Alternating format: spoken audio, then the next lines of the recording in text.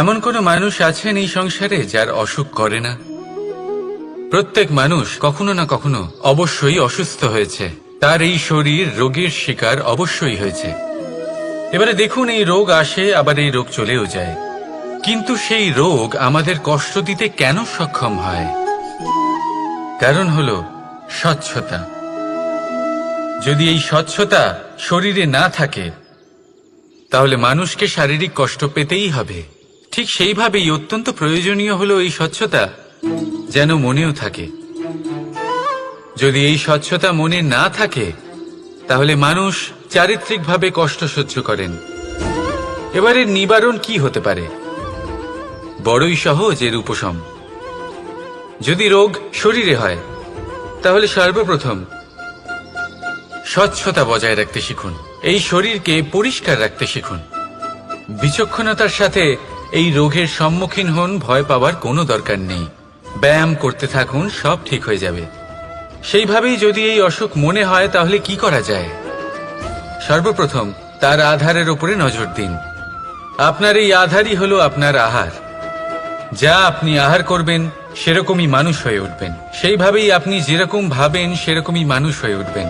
সেই জন্য নিজের ভাবনাকে শুভ করুন, নিজের দৃষ্টিভঙ্গিকে শুভ করে তুলুন, সবকিছু সঠিক হবে। আপনার আমার সবার মধ্যেই এক রাক্ষস বাস করে, তার সম্মুখীন হন, তাকে পরাস্ত করুন।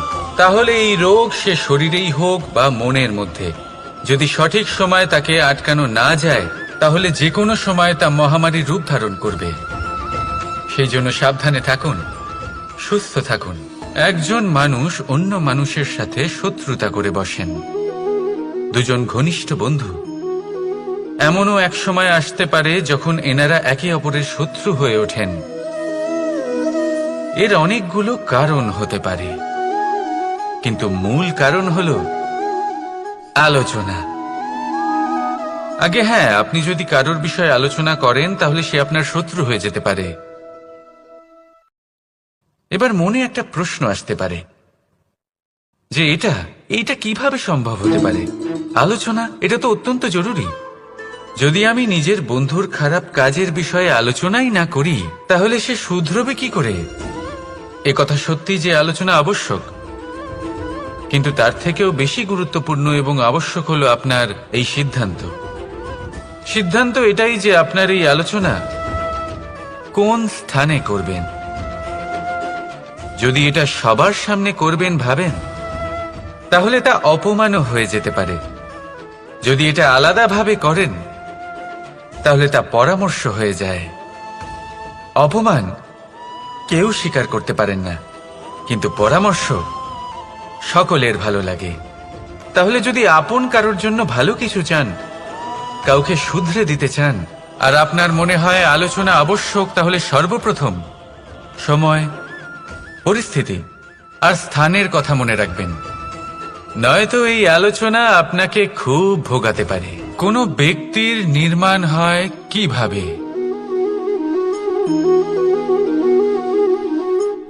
কেউ বলবেন পঞ্চতত্ত্বের দ্বারা, কেউ বলবেন আত্মা, দেহ ও চেতনার দ্বারা, কেউ বলবেন ঈশ্বরের কৃপার দ্বারা, তো কেউ বলবেন এই প্রকৃতির পরীক্ষার দ্বারা। না, মানুষের নির্মাণ হয়ে থাকে বিশ্বাস দ্বারা। ব্যক্তি তখনই গড়ে ওঠেন যখন ব্যক্তিত্ব থাকে, ঠিক কিনা? আর ব্যক্তিত্ব তখনই হবে আর সেরকমই হবে যেরকম বিশ্বাস আপনি নিজের উপরে রাখবেন। যদি আপনি মনে করেন আপনি বিষের ন্যায় হবেন তাহলে আপনি বিষাক্তই হবেন। যদি আপনি এটা মনে করেন যে আপনি অমৃতের ন্যায় হবেন তাহলে আপনি অমরই হয়ে যাবেন। যদি আপনি নিজের উপরে বিশ্বাস রাখেন যে আপনি সংসারের সব থেকে উঁচু পর্বতের শিখরে পৌঁছতে পারবেন তাহলে আপনি অবশ্যই পৌঁছবেন। যদি আপনার এরকম মনে হয় যে আপনি এরকম কখনো করতে পারবেন না তাহলে এরকম কখনোই হবে না। ভেবে দেখবেন, বিশ্বাসের মধ্যেই বিশ্ব বাস করে থাকে। তো আপনার অস্তিত্ব কেন করবে না? যেমন বিশ্বাস আপনি নিজের উপরে রাখবেন, তেমনই আপনি হয়ে উঠবেন। সেই জন্য নিজের উপরে বিশ্বাস রাখুন। আর হ্যাঁ, ভালোবেসে বলুন, রাধা রাধা। কি ভাবছেন? আজ কৃষ্ণ রথীর স্থানে বসে আছে, যেখানে ওর সারথীর স্থানে বসা উচিত ছিল। এটাই ভাবছিলেন তো? অনেক সময় এমন হয় যে আমরা যা দেখছি তা সত্যি হয় না। যেমন সূর্যকে আমরা দেখতে পাই কারণ তাকে দেখা যায়। তবে সত্যি হলো এটাই যে আমরা সূর্যকে দেখতে পাই কারণ আমরা সূর্যকে দেখি। এবার নিজের চোখ বুজে ফেলুন। এবার দিন না রাত কিছুই যায় আসে না। ঠিক সেইভাবে ধর্মস্থাপনের এই কাজে, ধর্মের এই পথে আমি সারথি নই, আমি হলাম রথী। আর আমি খুঁজে চলেছি সেই সারথি যিনি ধর্ম, কর্ম এবং ভক্তিতে পরিপূর্ণ। ধর্ম যা আপনাকে সঠিক পথে চালনা করে, কর্ম যা আপনাকে পরিশ্রম করায়, আর ভক্তি তাকে সেই পথ থেকে বিচলিত হতে দেয় না। আজ পর্যন্ত আমি সবার সখা ছিলাম, সবাইকে সঠিক পথে চালনা করতাম। এবার আমি খুঁজে চলেছি সেই ব্যক্তিকে যিনি আমার সখা হবেন আর ধর্ম স্থাপনের এই শুভ কাজে আমার সাথী হবেন।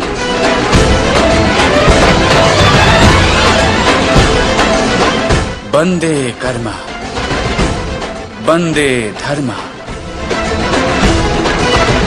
রাধা রাধা। দাদা আমাকে সব সময় জিজ্ঞাসা করেন যে কানাই, তোমার এই মুখের হাসি, তোমার মুখে সব সময় কেন থাকে, কিভাবে থাকে? সামনে শত্রুপক্ষকে দেখেও ধৈর্য হারাও না। কেউ তোমার নিন্দে করলেও তার সাথে ঝগড়া করো না। কেউ তোমার বিষয় খারাপ ভাবলেও তাকে ঘৃণা করো না।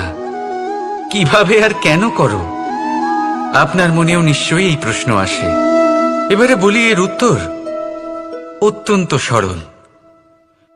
কখনো দেখেছেন গরু আর তার বাচ্চাকে কিভাবে সে তার মায়ের দুগ্ধ পান করে? সুখে থাকে কারণ ও জানে যে ওর মা এই দুগ্ধরূপী অমৃত ওকে খাওয়াতেই থাকবে। ও জানে যে এই সময় শুধু ওর জন্য, যাতে ও নিজের মায়ের এই দুগ্ধরূপী প্রসাদ গ্রহণ করতে পারে, আর সেই জন্য ও সুখে থাকে। সেইভাবেই এই জীবন হলো ভালোবাসা। এতই ছোট হলো এই জীবন যে ভালোবাসার জন্য কম পড়ে যায়। ঘৃণা করে কেন সময় নষ্ট করব? আমি এটাই করি, আপনিও এটাই করুন। ভালোবাসুন, সবার মধ্যে ভালোবাসা ছড়ান, আর এই ভালোবাসার সাথেই বলুন, রাধা রাধা। যুদ্ধ। আমরা সবসময় আমাদের জীবনের প্রত্যেকটা যুদ্ধ জয় করতে চাই। এমন কোনো যুদ্ধ নেই যা আমরা হারতে চাই। কিন্তু যুদ্ধ জয় করার জন্য সবসময় আক্রমণ করা বা শত্রুর সামনে গিয়ে দাঁড়িয়ে পড়া, তা কিন্তু সঠিক পদ্ধতি নয়। আর এটা যে সবসময় জয় এনে দেবে তাও নয়। জেতেন তিনি যিনি আগে শান্ত হয়ে শত্রুকে দেখেন, বোঝার চেষ্টা করেন, পরখ করেন, তার শক্তির সম্পর্কে অনুমান করেন, পরিকল্পনা করেন, আর তারপর বিবেক দিয়ে তার সম্মুখীন হন। কারণ শত্রু যে কেউ হতে পারে। শত্রু একজন মহাযোদ্ধা হতে পারে, আবার হতে পারে এক মহাব্যাধিও। যদি যোদ্ধা হয় তাহলে তার শক্তিকে বুঝুন, তার দুর্বলতা বুঝুন।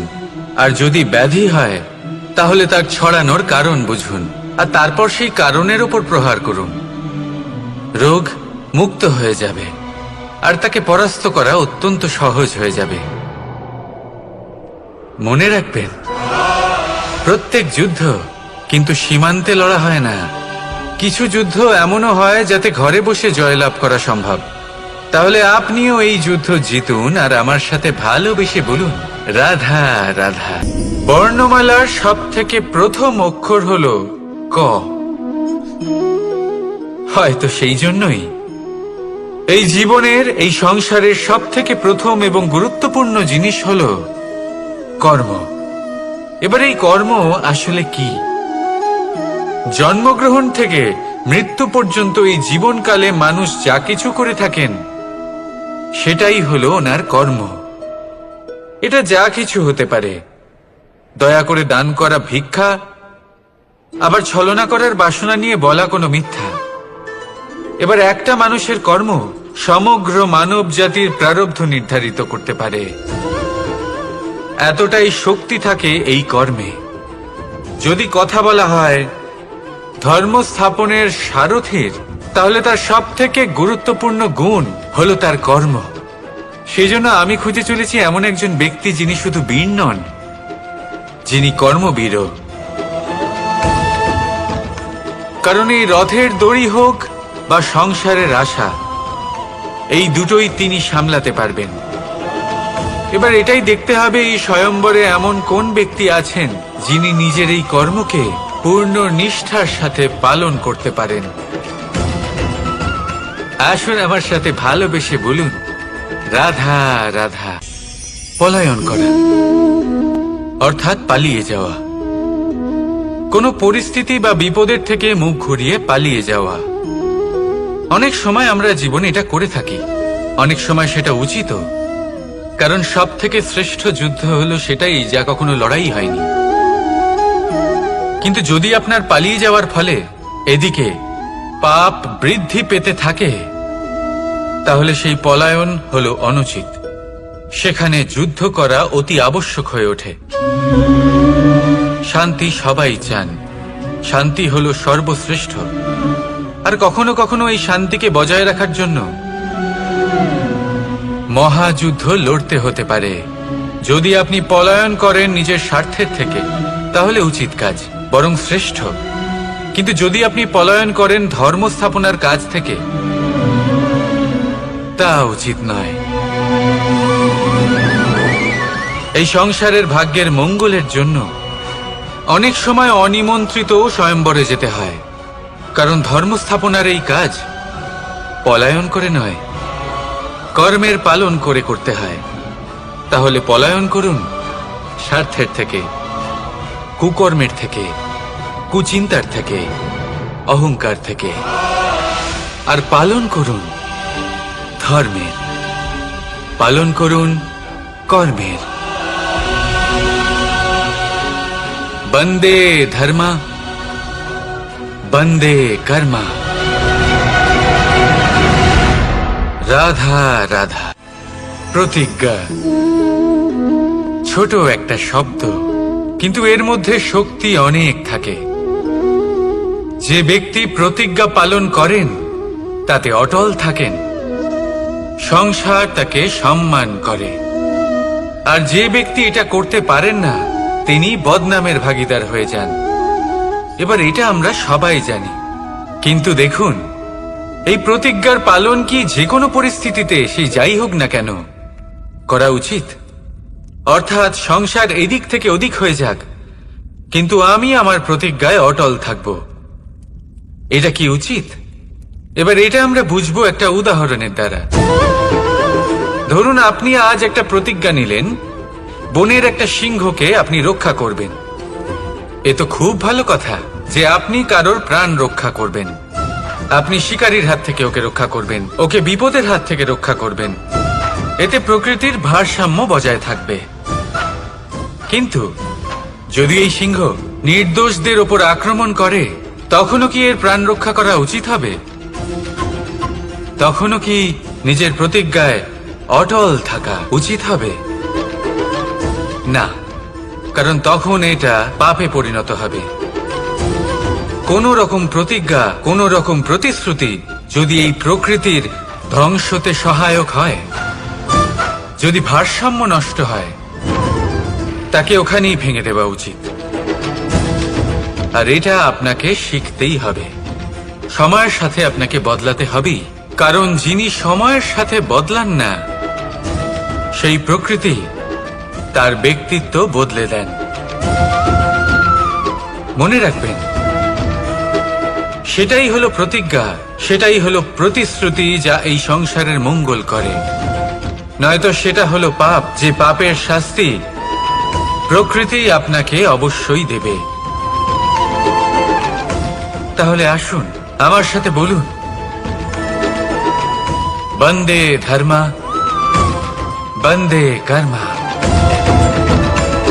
রাধা রাধা।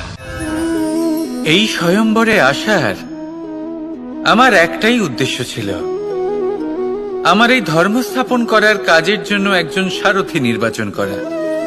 আর ধর্মবীর এবং কর্মবীরের নির্বাচন তো হয়েই গেছে। এবার এটাই দেখতে হবে যে জ্ঞান কার মধ্যে রয়েছে, কে আছেন যিনি মহাজ্ঞানী। এবার বলি, যে জ্ঞানের কথা আমি বলছি তা সেই জ্ঞান নয় যা বই থেকে পাওয়া যায়। এটা সেই জ্ঞান নয় যা বটগাছের মতো বিশাল আকার হয় বা পর্বতের মতো অটল হয়। না, আমি যে জ্ঞানের কথা বলছি এটা হলো সেই জ্ঞান যা জীবনের পাঠশালা থেকে শেখা হয়। জীবনের প্রত্যেকটা ঘটনা থেকে এই শিক্ষা পাওয়া যায়, যা হলো বাতাসের মতোই সরল আর জলের মতো নিজের পথ সে নিজেই বানিয়ে নেয়। আমি সেই জ্ঞানের কথা বলছি। এবারে দেখতে হবে কে এই মহাজ্ঞানী, কে আছেন যার মর্যাদার বিষয়ে জ্ঞান রয়েছে, কে আছেন যিনি শাস্ত্র এবং শস্ত্রের মতোই বিনম্রতারও জ্ঞান রাখেন।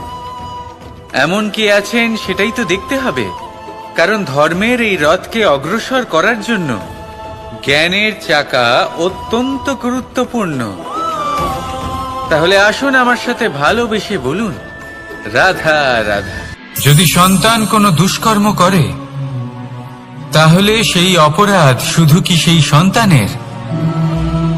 না, যদি সন্তান দুষ্কর্ম করে তাহলে অপরাধী তার মাতা পিতাও, যারা পুত্রমোহর কারণে সেই অনুচিত কাজে তাকে বাধা দেননি। অপরাধী হলেন তার পিতামহ, যিনি নিজের কর্তব্যবোধের কারণে নিজের পরিবারের যত্ন নেননি, যিনি সন্তানকে কখনো শাস্তি দেননি। অপরাধী হলেন তার সেই গুরুও, যিনি নিজের শিষ্যের সেই দুষ্কর্ম দেখেও তাকে প্রতিহত করতে পারেননি।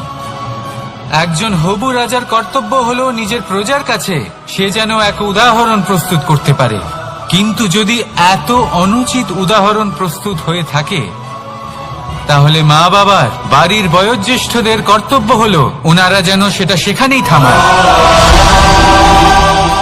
হয় ভালোবেসে নয়তো শাস্তি দিয়ে।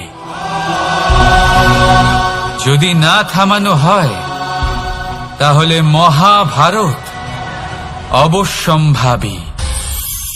অনেক ব্যক্তির মনে একটা প্রশ্ন জাগে আমাকে আর রাধাকে নিয়ে। বলেন যে, না আমি আর রাধা একসাথে থাকি, না আমাদের বিয়ে হয়েছে, আমি এখানে দ্বারকাতে ও ওখানে বর্ষণাতে, তাও এত ভালোবাসা কি করে? এ কেমন সম্পর্ক? আমি তাদের একটা সহজ কথা বলতে চাই। আপনি কখনো আয়নার দিকে দেখেছেন? নিজের দুই চোখের দিকে তাকিয়ে জিজ্ঞাসা করুন, এই দুই চোখ একসাথে কেন বন্ধ হয়, একসাথে কেন খোলে, একসাথে কেন ঘুমোয়, একসাথে কেন কাঁদে? আজীবন কোনো এক মানুষের সাথে সম্পর্ক রাখা অবশ্যই সম্ভব, তাদের সাথে দেখা না করে। আমার আর রাধার ভালোবাসাও কিছুটা এরকমই, আর কিছুটা এরকমই হয় ভালোবাসা দুই নয়নের মতো, যারা কখনোই মিলিত হবে না কিন্তু চিরকালের জন্য একসাথে জুড়ে থাকবে। এই অনুভূতি নিঃস্বার্থ হয়, আর এই নিঃস্বার্থ ভালোবাসা আপনাকে আনন্দের পথে অগ্রসর করে। জীবনে সবসময় নিঃস্বার্থভাবে ভালোবাসুন, শুধুমাত্র আনন্দই পাবেন। তাহলে আসুন আমার সাথে নিঃস্বার্থভাবে ভালোবেসে বলুন, রাধা রাধা। মানুষ, কোন ব্যক্তির নির্মাণ হয় কিভাবে?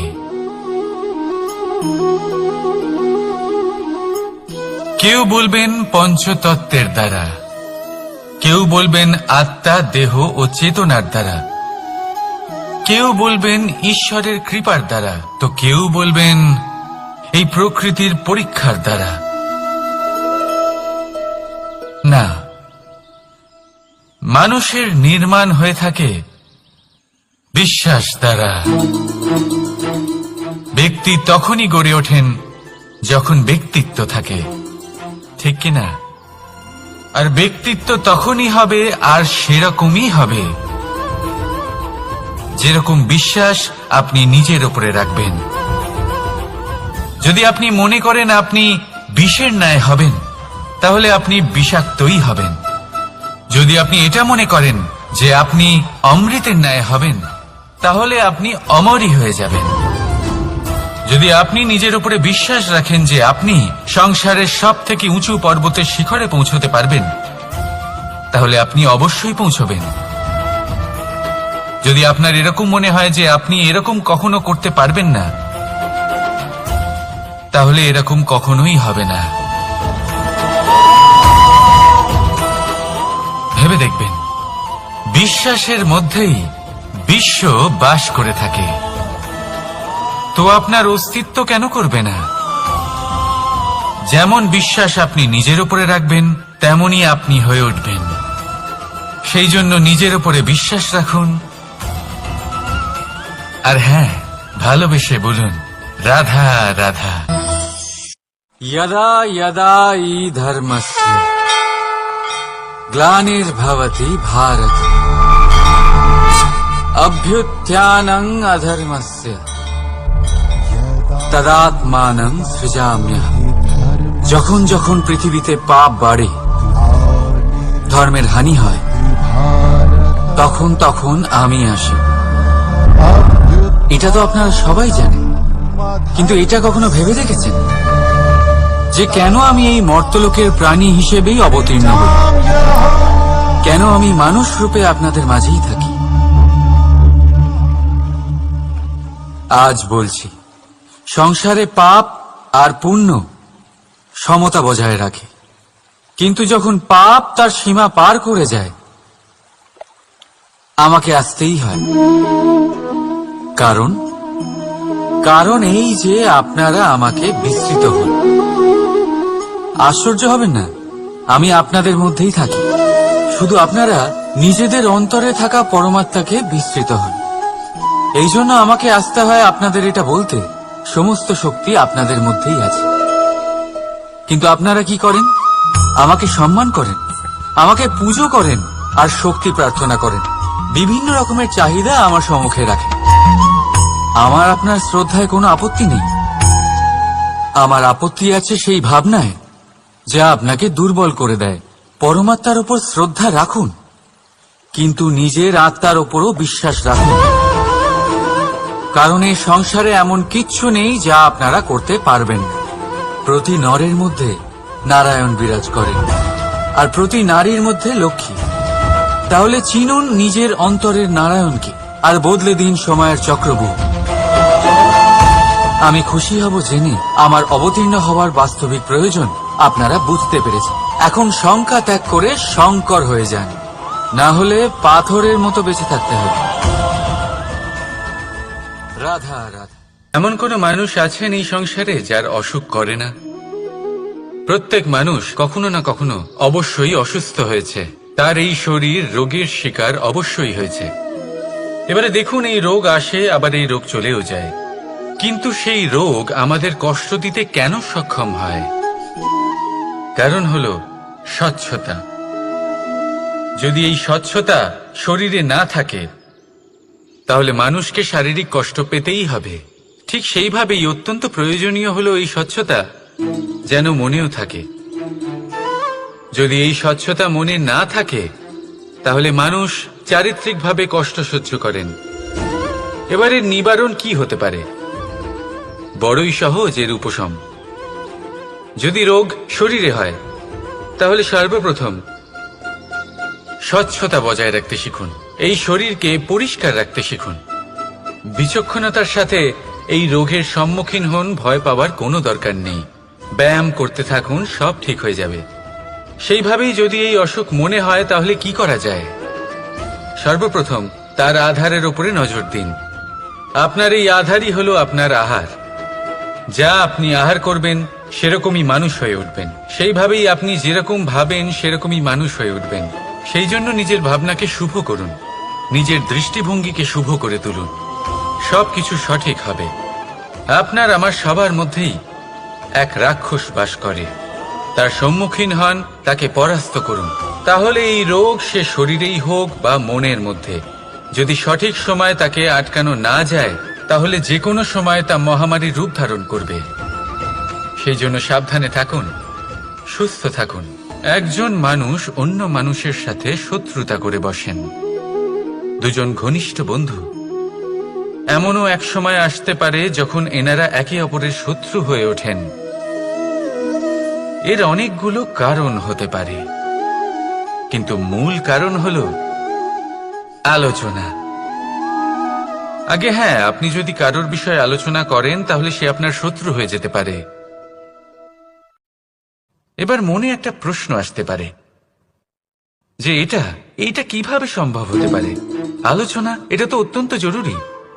যদি আমি নিজের বন্ধুর খারাপ কাজের বিষয়ে আলোচনাই না করি তাহলে সে শুধরবে কি করে? একথা সত্যি যে আলোচনা আবশ্যক, কিন্তু তার থেকেও বেশি গুরুত্বপূর্ণ এবং আবশ্যক হলো আপনার এই সিদ্ধান্ত।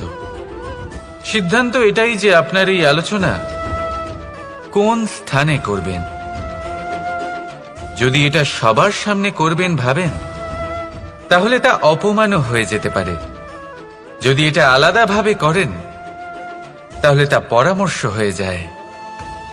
অপমান কেউ স্বীকার করতে পারেন না, কিন্তু পরামর্শ সকলের ভালো লাগে।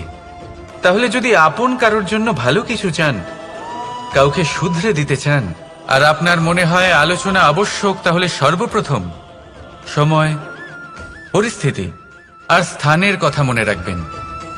নয়তো এই আলোচনা আপনাকে খুব ভোগাতে পারে। কোনো ব্যক্তির নির্মাণ হয় কিভাবে?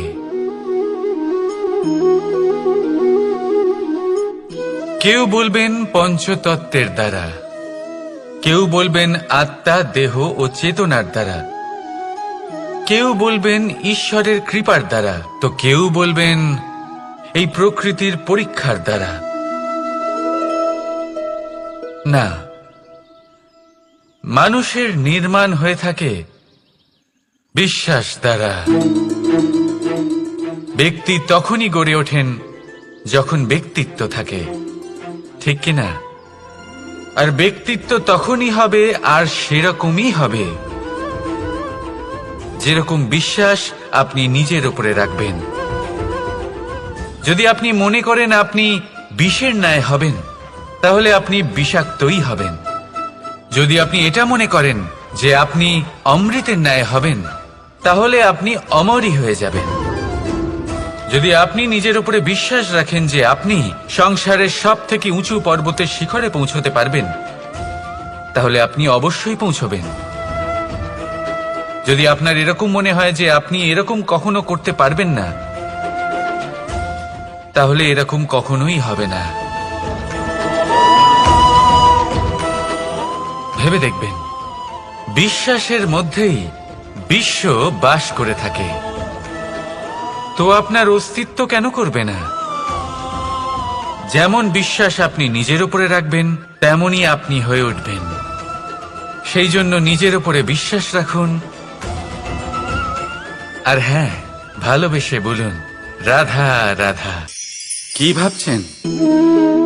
আজ কৃষ্ণ রথীর স্থানে বসে আছে, যেখানে ওর সারথীর স্থানে বসা উচিত ছিল।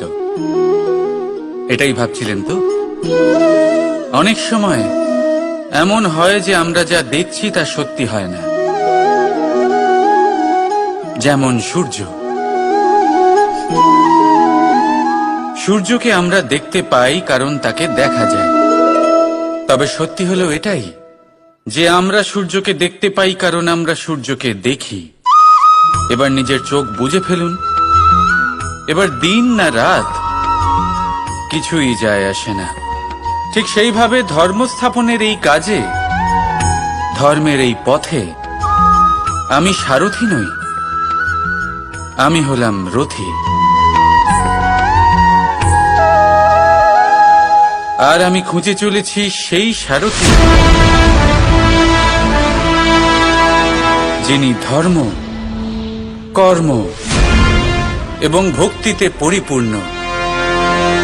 ধর্ম যা আপনাকে সঠিক পথে চালনা করে, কর্ম যা আপনাকে পরিশ্রম করায়, আর ভক্তি তাকে সেই পথ থেকে বিচলিত হতে দেয় না।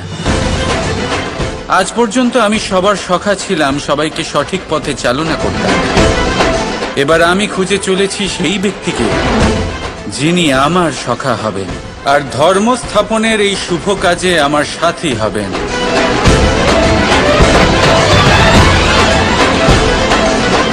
বন্দে কর্মা, বন্দে ধর্মা, রাধা রাধা। দাদা আমাকে সব সময় জিজ্ঞাসা করেন যে কানাই, তোমার এই মুখের হাসি, তোমার মুখে সব সময় কেন থাকে, কিভাবে থাকে? সামনে শত্রুপক্ষকে দেখেও ধৈর্য হারাও না, কেউ তোমার নিন্দে করলেও তার সাথে ঝগড়া করো না, কেউ তোমার বিষয় খারাপ ভাবলেও তাকে ঘৃণা করো না। কিভাবে আর কেন করো? আপনার মনেও নিশ্চয়ই এই প্রশ্ন আসে। এবারে বলি, এর উত্তর অত্যন্ত সরল। কখনো দেখেছেন গরু আর তার বাচ্চাকে কিভাবে সে তার মায়ের দুগ্ধ পান করে? সুখে থাকে, কারণ ও জানে যে ওর মা এই দুগ্ধরূপী অমৃত ওকে খাওয়াতেই থাকবে। ও জানে যে এই সময় শুধু ওর জন্য, যাতে ও নিজের মায়ের এই দুগ্ধরূপী প্রসাদ গ্রহণ করতে পারে, আর সেই জন্য ও সুখে থাকে। সেইভাবেই এই জীবন হলো ভালোবাসা। এতই ছোট হলো এই জীবন যে ভালোবাসার জন্য কম পড়ে যায়। ঘৃণা করে কেন সময় নষ্ট করব? আমি এটাই করি, আপনিও এটাই করুন। ভালোবাসুন, সবার মধ্যে ভালোবাসা ছড়ান, আর এই ভালোবাসার সাথেই বলুন রাধা রাধা। যুদ্ধ। আমরা সবসময় আমাদের জীবনের প্রত্যেকটা যুদ্ধ জয় করতে চাই। এমন কোনো যুদ্ধ নেই যে আমরা হারতে চাই, কিন্তু যুদ্ধ জয় করার জন্য সবসময় আক্রমণ করা বা শত্রুর সামনে গিয়ে দাঁড়িয়ে পড়া, তা কিন্তু সঠিক পদ্ধতি নয়। আর এটা যে সবসময় জয় এনে দেবে তাও নয়। জেতেন তিনি যিনি আগে শান্ত হয়ে শত্রুকে দেখেন, বোঝার চেষ্টা করেন, পরখ করেন, তার শক্তির সম্পর্কে অনুমান করেন, পরিকল্পনা করেন, আর তারপর বিবেক দিয়ে তার সম্মুখীন হন। কারণ শত্রু যে কেউ হতে পারে। শত্রু একজন মহাযোদ্ধা হতে পারে, আবার হতে পারে এক মহাব্যাধিও। যদি যোদ্ধা হয় তাহলে তার শক্তিকে বুঝুন, তার দুর্বলতা বুঝুন, আর যদি ব্যাধি হয় তাহলে তার ছড়ানোর কারণ বুঝুন, আর তারপর সেই কারণের উপর প্রহার করুন। রোগ মুক্ত হয়ে যাবে, আর তাকে পরাস্ত করা অত্যন্ত সহজ হয়ে যাবে। মনে রাখবেন, প্রত্যেক যুদ্ধ কিন্তু সীমান্তে লড়া হয় না। কিছু যুদ্ধ এমনও হয় যাতে ঘরে বসে জয়লাভ করা সম্ভব। তাহলে আপনিও এই যুদ্ধ জিতুন, আর আমার সাথে ভালোবেসে বলুন রাধা রাধা। বর্ণমালার সব থেকে প্রথম অক্ষর হলো ক। হয়তো সেই জন্যই এই জীবনের, এই সংসারের সব থেকে প্রথম এবং গুরুত্বপূর্ণ জিনিস হলো কর্ম। এবার এই কর্ম আসলে কি? জন্মগ্রহণ থেকে মৃত্যু পর্যন্ত এই জীবনকালে মানুষ যা কিছু করে থাকেন সেটাই হলো ওনার কর্ম। এটা যা কিছু হতে পারে। দয়া করে দান করা ভিক্ষা, আবার ছলনা করার বাসনা নিয়ে বলা কোনো মিথ্যা। এবার একটা মানুষের কর্ম সমগ্র মানব জাতির প্রারব্ধ নির্ধারিত করতে পারে। এতটাই শক্তি থাকে এই কর্মে। যদি কথা বলা হয় ধর্ম স্থাপনের সারথীর, তাহলে তার সব থেকে গুরুত্বপূর্ণ গুণ হলো তার কর্ম। সেজন্য আমি খুঁজে চলেছি এমন একজন ব্যক্তি যিনি শুধু বীর নন, যিনি কর্মবীরও। কারণ এই রথের দড়ি হোক বা সংসারের আশা, এই দুটোই তিনি সামলাতে পারবেন। এবার এটাই দেখতে হবে এই স্বয়ম্বরে এমন কোন ব্যক্তি আছেন যিনি নিজের এই কর্মকে পূর্ণ নিষ্ঠার সাথে পালন করতে পারেন। আসুন আমার সাথে ভালোবেসে বলুন, রাধা রাধা। পলায়ন করা অর্থাৎ পালিয়ে যাওয়া, কোনো পরিস্থিতি বা বিপদের থেকে মুখ ঘুরিয়ে পালিয়ে যাওয়া। অনেক সময় আমরা জীবনে এটা করে থাকি, অনেক সময় সেটা উচিত, কারণ সব থেকে শ্রেষ্ঠ যুদ্ধ হলো সেটাই যা কখনো লড়াই হয়নি। কিন্তু যদি আপনার পালিয়ে যাওয়ার ফলে এদিকে পাপ বৃদ্ধি পেতে থাকে, তাহলে সেই পলায়ন হলো অনুচিত। সেখানে যুদ্ধ করা অতি আবশ্যক হয়ে ওঠে। শান্তি সবাই চান, শান্তি হলো সর্বশ্রেষ্ঠ। আর কখনো কখনো এই শান্তিকে বজায় রাখার জন্য মহাযুদ্ধ লড়তে হতে পারে। যদি আপনি পলায়ন করেন নিজের স্বার্থের থেকে, তাহলে উচিত কাজ, বরং শ্রেষ্ঠ। কিন্তু যদি আপনি পলায়ন করেন ধর্ম স্থাপনার কাজ থেকে, তা উচিত নয়। এই সংসারের ভাগ্যের মঙ্গলের জন্য অনেক সময় অনিমন্ত্রিত স্বয়ম্বরে যেতে হয়, কারণ ধর্ম স্থাপনার এই কাজ পলায়ন করে নয়, কর্মের পালন করে করতে হয়। তাহলে পলায়ন করুন স্বার্থের থেকে, কুকর্মের থেকে, কুচিন্তার থেকে, অহংকার থেকে, আর পালন করুন ধর্মের, পালন করুন কর্মের। বন্দে ধর্মা, বন্দে কর্মা। রাধা রাধা। প্রতিজ্ঞা ছোট একটা শব্দ, কিন্তু এর মধ্যে শক্তি অনেক থাকে। যে ব্যক্তি প্রতিজ্ঞা পালন করেন তাতে অটল থাকেন, সংসার তাকে সম্মান করে। আর যে ব্যক্তি এটা করতে পারেন না, তিনি বদনামের ভাগীদার হয়ে যান। এবার এটা আমরা সবাই জানি, কিন্তু দেখুন, এই প্রতিজ্ঞার পালন কি যে কোনো পরিস্থিতিতে, সে যাই হোক না কেন, করা উচিত? অর্থাৎ সংসার এদিক থেকে ওদিক হয়ে যাক, কিন্তু আমি আমার প্রতিজ্ঞায় অটল থাকব, এটা কি উচিত? এবার এটা আমরা বুঝবো একটা উদাহরণের দ্বারা। ধরুন আপনি আজ একটা প্রতিজ্ঞা নিলেন, বনের একটা সিংহকে আপনি রক্ষা করবেন। এ তো খুব ভালো কথা যে আপনি কারোর প্রাণ রক্ষা করবেন।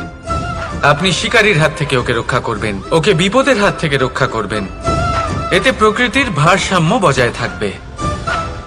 কিন্তু যদি এই সিংহ নির্দোষদের ওপর আক্রমণ করে, তখনও কি এর প্রাণ রক্ষা করা উচিত হবে? তখনও কি নিজের প্রতিজ্ঞায় অটল থাকা উচিত হবে? না, কারণ তখন এটা পাপে পরিণত হবে।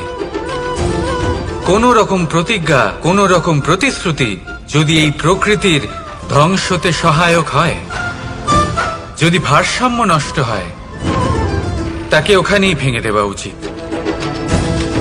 আর এটা আপনাকে শিখতেই হবে, সময়ের সাথে আপনাকে বদলাতে হবেই। কারণ যিনি সময়ের সাথে বদলান না, সেই প্রকৃতি তার ব্যক্তিত্ব বদলে দেন। মনে রাখবেন, সেটাই হলো প্রতিজ্ঞা, সেটাই হলো প্রতিশ্রুতি যা এই সংসারের মঙ্গল করে। নয়তো সেটা হলো পাপ, যে পাপের শাস্তি প্রকৃতি আপনাকে অবশ্যই দেবে। তাহলে আসুন আমার সাথে বলুন, বন্দে ধর্মা, বন্দে কর্মা। রাধা রাধা।